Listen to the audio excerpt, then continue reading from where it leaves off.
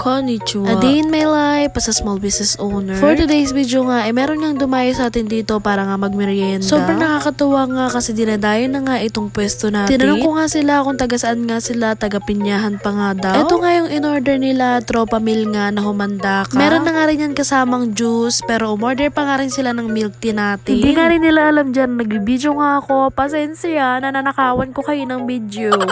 Pero thank you nga sa inyo sa pagdayo nyo nga para matikman nyo lang yung mga merienda namin dito. Kung sino man kayo mga bunso, maraming salamat sa inyo sa pagbisita at pagmimerienda sa Ate Pat's Food Hub. Sana pagbalik nyo, rumami pa kayo ng rumami. Ay pa kayo ng mga kasama nyo para matikman nila yung mga merienda namin dito. Sinabay ko na nga rin dito na may umorder sa akin na isang buy one take one na hotdog sandwich. At ito nga buy one take one namin na hotdog sandwich for only 75 pesos nga lang yan. Ito na nga sila na nga yung umorder ng humanda ka. Maraming salamat sa inyo. Pagkatapos ko nga gawin yung hotdog sandwich na buy one take one, ilalagay ko naman siya sa plastic. Ganyan nga rin yung lagyan namin na buy one take one na bossing at overload na nga rin yung sa cheese. Pero pag yung hotdog sandwich nga namin na Hungarian overload, sa box nga namin yung nilalagay. Ito nga mga ginagawa ko ngayon, mga pa-order ko nga at i-deliver nga namin ni B dito lang din sa amin. Pagkatapos nga nun, meron na nga rin kami ulit mga dumating na customer. Maraming salamat po sa pagpili nyo na pagmimeriendahan nyo dito lagi sa pwesto namin. Dito nga, magde-deliver muna nga ako kasama nga itong si B. At ito nga lang din ako nag-deliver sa barangay namin. Pasensya na nga po sa mga ibang barangay na hindi ko nadi-deliveran. Pagdating ko nga dito sa pwesto, ginawa na nga rin namin yung ibang order ng bago namin dumating na customer. Umorder nga sila ng milk tea dyan at ng tropa meal nga din na humanda ka. Tapos yung mga babies nga nila, bumibili ng ice cream namin. Ilang beses nga rin bumili yung mga anak nila ng ice cream namin. For sure, nasarapan yung mga chikiting. At ito na nga,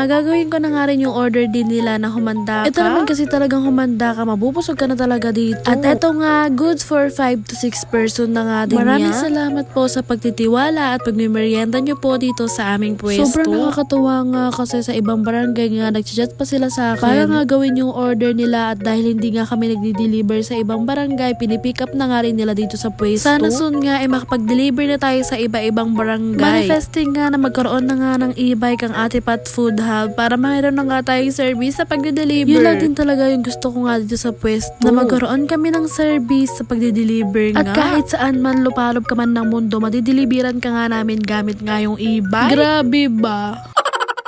Share ko nga lang din sa inyo na bago nga umalis yung mga customer namin kanina, nanghingi nga rin yun sa akin ng sticker. At sobrang nakakatuwa lang din kasi nanonood nga sila ng mga vlogs natin. Thank you so much, Pyo!